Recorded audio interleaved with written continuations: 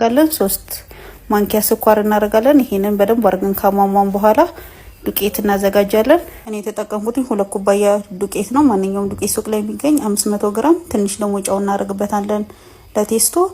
ውህዳችንን ከገለበጥን በኋላ ደግሞ አንድ እንቁላል ይበቃዋል፣ ግማሽ ኪሎ ዱቄት ማለት ነው። እንቁላላችንን ከመታን በኋላ ዱቄታችን ላይ ጨምረን እስኪያያዝልን በደንብ አርገን እናማስለዋለን።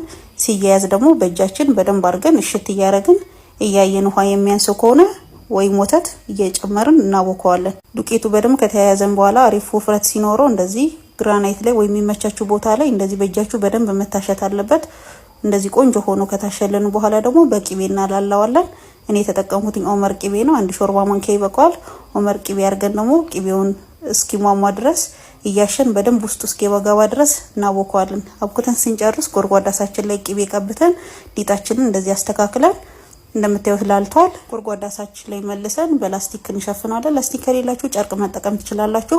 ቢያንስ ለ30 ደቂቃ እንተዋለን።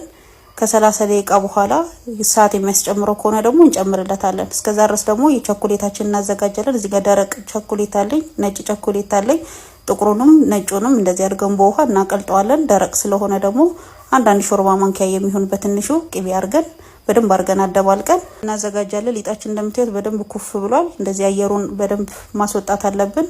ከዛ ዱቄታችንን ነስነስ አርገን ሳናበዛ በእጆቻችን ሊጡን ዘርጋ እናረጋለን። ሚበቃን ያህል ውፍረት እንዳምጣዋለን። በጣም መቅጠን የለበትም፣ በጣም መወፈር የለበትም። ሚኒ ዶናት ስለሆነ የምንሰራው ውፍረቱ ይሄን ያህል ይበቃዋል። እኔ እቺን የሻይ ሲኒ ነው የተጠቀምኩት፣ ትንሽዬ ስለሆነ መፈልገው ሚኒ እንዲሆኑልኝ። እዚህ ጋር መብራት ጠፋብኝ።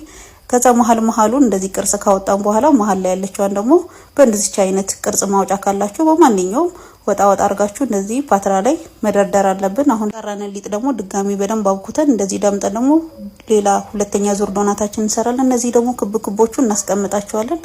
የመጨረሻው ሊጣችን ደግሞ እንዲያድቦልቡለን ትልቅ ዶናት እንሰራዋለን። ቅርጽ ማውጫ ያወጣናቸውን ደግሞ ትናንሾቹን ድቡልቡሎቹን ደግሞ በኋላ እንጠብሳቸዋለን። ዶናታችን እንዲህ ካዘጋጀን በኋላ ለ20 ደቂቃ እንተዋለን።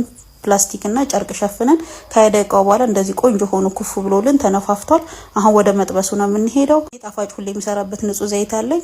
ዘይታችንን መጥበሻ ላይ እናደርጋለን በደንብ። አሁን እዚህ ጋር ዘይታችንን መቆጣጠር ያስፈልጋል። ዘይታችን እንደጋለ ደግሞ የምናውቀው በእንደዚህ አይነት እንጨት ውስጥ አስገብተን እንሞክረዋለን።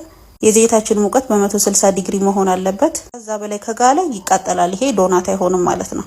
ዶናታችን እንደዚህ ዘይት ውስጥ ከከተትን በኋላ እንደዚህ ያደርገን ሁሉም ቦታ እንዲዳረስ ዘይቱን ያንቀሳቀስን ዘይታችንን በደንብ ሙቀቱን እየተቆጣጠረን መጨመር ካለበት እየጨመርን መቀነስ ካለብን